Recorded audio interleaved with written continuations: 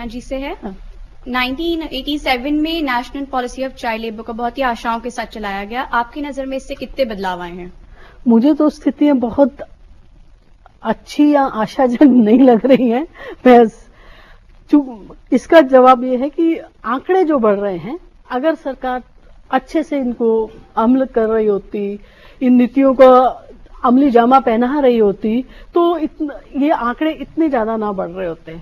अब दिल्ली में ही देख ली, चाइल्ड प्रोटेक्शन राइट जो ये कितने साल पहले बना है, 2 साल भी नहीं हुए होंगे हार्डली।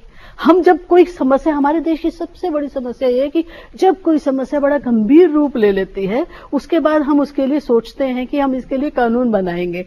1987 से लेके अभी तक आप देखिए कि कितने सारे उसके ऊपर इम्प्लीमेंट किया गया है और कितने रिजल्ट आए हैं। क्या रिजल्ट? बिल्कुल। आखिरी एक सवाल है, पूछिए आप अपना। मेरा सवाल कैलाश जी से है। आपको क्या ऐसा नहीं लगता कि उन बच्चों का पुनर्वास करने की जरूरत सबसे पहले है, या उनके लिए पॉलिसीज बनाने की जरूरत सबसे पहले है, जिनका कि कोई नहीं है, कोई अपना नहीं है और उन्हें काम करना एक मजबूरी है उनके लिए? देखिए, उनके लिए क्या करेंगे? देखिए, मैं पहले तो ये भ्रम को दूर करूं कि जिनका कोई नहीं है, जिन्हें अनाथ कहा जाता है या जिन्हें ऑर्फन कहा जाता है, उनकी संख्या कितनी है बाल मजदूरी कराने वालों? 1000 के पीछे 2, 1000 के पीछे 2। इसको ध्यान रखना चाहिए। इसको जनरलाइज नहीं कर सकते हम लोग, क्योंकि ये बहुत एक ऐसा भ्रम है जिसमें करते हैं कि भाई बच्चे, इनका कोई नहीं, अगर भूखे मर जाएं, काम नहीं करेंगे, जेब कतरे हो जाएंगे, वेश्यावृत्ति। ये इस मिथ को तोड़ना जरूरी है। पहले मैं आंकड़ों के आधार पर बात कर रहा हूं। दूसरा, मैं ये कहना चाहता हूं कि जिस देश में सबसे बड़ा लोकतंत्र है, मैं और आप हैं, औरों को छोड़ दीजिए, संसद भवन है, जिस देश में सबसे ज्यादा मंदिर हैं, सबसे ज्यादा मस्जिदें, गुरुद्वारे हैं, दुनिया में कहीं इतनी मस्जिदें, मंदिर, गुरुद्वारे, गिरजाघर नहीं है जो भारत में। इतने धर्मगुरु गली गली में घूम रहे हैं और देश के नेता हैं धर्मगुरु। अगर इस सबके बावजूद भी अगर देश का एक बच्चा अनाथ कहलाए, अगर देश के एक बच्चे के बारे में हमें यह कहना पड़े, 1000 में से 2 बच्चों के लिए यह कहना पड़े कि इनका कोई नहीं है, तो इन मंदिर, मस्जिद, गुरुद्वारों, संस्थाओं की जरूरत नहीं है। ये सब झूठ है, ढोंग है। हम सबकी जिम्मेवारी है कि उन 1000 के पीछे 2 बच्चों को, कल्याणकारी राज्य है इस देश में, हमारी नैतिक जिम्मेवारी हम महसूस करें, हमारी संवैधानिक जिम्मेवारी हम महसूस करें एक नागरिक के नाते, और सुनिश्चित करें कि कोई ऐसा बच्चा शिक्षा से वंचित नहीं रहेगा, अच्छी और मुफ्त शिक्षा से वंचित नहीं रहेगा, और कोई भी बच्चा किसी के यहां बाल मजदूरी नहीं करेगा। लेकिन इसके लिए अपने आप पहले तैयार होना पड़ेगा। मैं बार बार इस पर कह रहा हूं कि कानून के भरोसे, नीतियों के भरोसे, सरकार के भरोसे, इसके उसके भरोसे काम नहीं चलेगा। आप अपने आप शुरू काहे नहीं करते हो? अगर मैं आप सबकी एक अब आखिरी राय जान लूं बहुत संक्षेप में, शशांक जी, कोशिशें आपकी नजर में क्या हो सकती हैं? आप देखिए, ये बात तो बहुत साफ हो गई इस डिस्कशन में कि हम एक वेलफेयर स्टेट हैं। दूसरी बात साफ है कि बाल मजदूरी के पीछे सिर्फ गरीबी ही एक कारण नहीं है। ये एक मेंटालिटी है, ये एक सोच का तरीका है, जहां हम बच्चों को सोर्स ऑफ इनकम मान लेते हैं और खुद उनको अपने लिए अपने एक आराम का माध्यम मानते हैं। हम नहीं काम करेंगे, मेरे 8 बच्चे काम करेंगे। ये मूल परिवर्तन की जरूरत है इस सोच में। सोच में बदलाव की जरूरत आपको महसूस होती है कैलाश जी? देखिए, मैं एक बिल्कुल नया आयाम यहां लाना चाहता हूं समीना जी। इतनी बड़ी बहस देश में काला धन और भ्रष्टाचार की चल रही है, उसको राजनीति के साथ ही जोड़ते हैं और राजनीतिक भ्रष्टाचार और भ्रष्टाचार की राजनीति चल रही है देश के अंदर। लेकिन यहां एक ऐसी स्थिति है कि बाल मजदूरी भ्रष्टाचार और काला धन का सबसे बड़ा स्रोत है। मैं आपको बताऊं, 6 करोड़ बच्चे देश में आज काम करते हैं और तमाम अध्ययनों से पता लगता है कि औसत 10 रुपए प्रति बच्चे पर या तो खर्च होता है या उसको तनख्वाह के रूप में दिया जाता है। किसी को 20, किसी को 5, औसत 10। तो 60 करोड़ रुपया मालिकों की जेब से, तिजोरी से, मुनाफे से बच्चों पर जा रहा है, बाल मजदूरों पर जा रहा है। इनकी जगह यदि वयस्क लोग काम करें तो औसत 120 रुपया आता है। 750 करोड़ रुपया इनको देना पड़ेगा। कागज पर जितने भी मालिक और जितने भी ये सप्लाई चेन वाले हैं, बड़े बड़े ब्रांड के लोग, कंपनियों के लोग, सब लोग, एक्सपोर्टर्स, सब लोग दिखाते हैं कि वो वयस्क को रखे हुए हैं, बच्चे को ही दिखाएगा। लागत मूल्य में अगर वो बच्चे को दिखा देगा तो कुछ लागत मूल्य लगेगा नहीं। तो लागत मूल्य में वो पूरा दिखा रहा है कि न्यूनतम मजदूरी दे रहा है। तो न्यूनतम मजदूरी वो दे रहा है 125-150 रुपया और बच्चे के ऊपर 10 रुपए खर्च कर रहा है। 110 रुपए प्रति मजदूर कहां जा रहा है?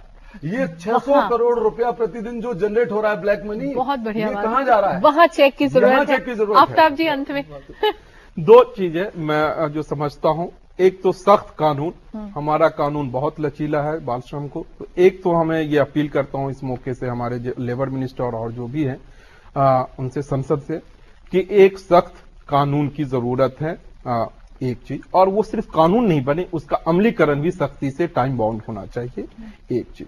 दूसरी चीज ये हम कहेंगे कि जो आज आपके जितने दर्शक हैं जो इस प्रोग्राम को देख रहे हैं, उनके माध्यम से ये मैं बात करना चाहूंगा कि उनको भी एक संकल्प लेना पड़ेगा अपने लेवल पे। हमें सरकार का इंतजार तो ठीक है, जो जब भी पॉलिसी आएगी, लॉ आएगा, लेकिन अपने लेवल पे ये हमें देखना पड़ेगा।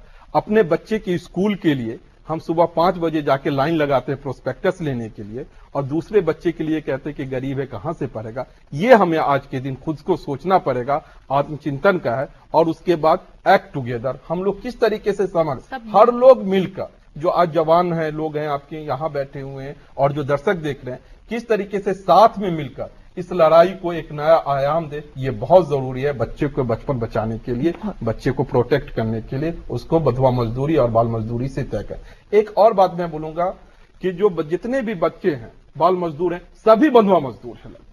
आज नए जमाने की ये जो है गुलामी है और कुछ नहीं है। अजय जी, मैं ये कहना चाह रहा हूं कि जो child labour prohibition and regulation act है, कानूनी तौर पे हमें सभी को सीधा सीधा प्रोहिबिशन में डालना चाहिए, कोई भी रेगुलेशन में नहीं डालना चाहिए। और ये जो है 14 साल का, इसको 18 साल का करना चाहिए, क्योंकि बच्चा बच्चा है, उसको काम करने की जरूरत नहीं है। और जो राइट टू एजुकेशन एक्ट है, उसको बहुत सही तरीके से लागू करने की जरूरत है कि सारे बच्चे स्कूल में जाएं, और जो जहां तक हमारी लॉ बनता है, पॉलिसी बनती है, और इसके बाद जो प्रोग्राम बनता है, वो उस आंकड़ों के आधार पर बनता है, उसकी जो बजटिंग होती है आंकड़ों के आधार पर होती है। अगर हम बोलेंगे ही कि हमारे 1.25 करोड़ बच्चे हैं जो कि बाल मजदूर हैं, तो उसी के अनुसार पैसे लगेंगे।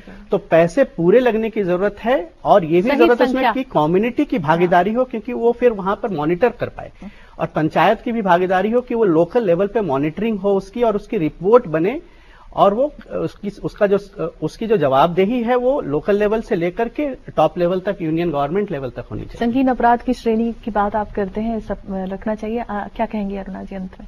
बिल्कुल, ये एकदम संगीन अपराध तो है ही है कि आप मासूम बच्चों से उनकी उम्र से ज्यादा काम करवा रहे हैं, उनको पढ़ने के, उनको जीने का मौका देने के बजाय उनको आप 18-18 घंटे काम करा रहे हैं।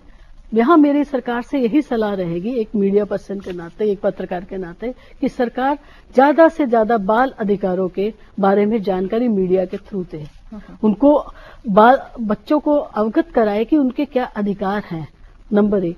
नंबर 2, मेरी राय यह है कि जैसे हम 200 करोड़ रुपए का एक मंदिर तो बना देते, मैं कैलाश जी की बात से सहमत हूं बिल्कुल, कि हम लोग इतना ये सब प्रपंच पे खर्च करते हैं, लेकिन हम इस बात पे खर्च नहीं करते कि उस 200 करोड़ का एक मंदिर बनाने से उस 200 करोड़ से हम अगर किसी अनाथ आश्रम या गरीब बच्चों की शिक्षा या उसके उत्थान के लिए घर बनाने, हाँ, तो वो कितना हमारे देश के लिए। गांधी जी ने कहा था कि हमारे बच्चे हमारा कल है, हमारा भविष्य है, हम अपने भविष्य को खत्म कर रहे हैं, हम उस वर्तमान है, हमारा वर्तमान है, हम वर्तमान के साथ साथ भविष्य भी खतरे में है। ऐसा सुनने में आता है कि जब भी कोई कानून बनता है तो अपराध करने के, बचने के रास्ते पहले ही ढूंढ लेने की प्रवृत्ति रखने वाले बेशुमार लोग हैं।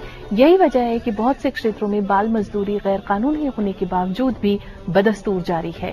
क्या योजनाएं और घोषणाओं से सब कुछ बदला जा सकता है? क्या इन पर वार्षिक मूल्यांकन और निगरानी की जरूरत नहीं है?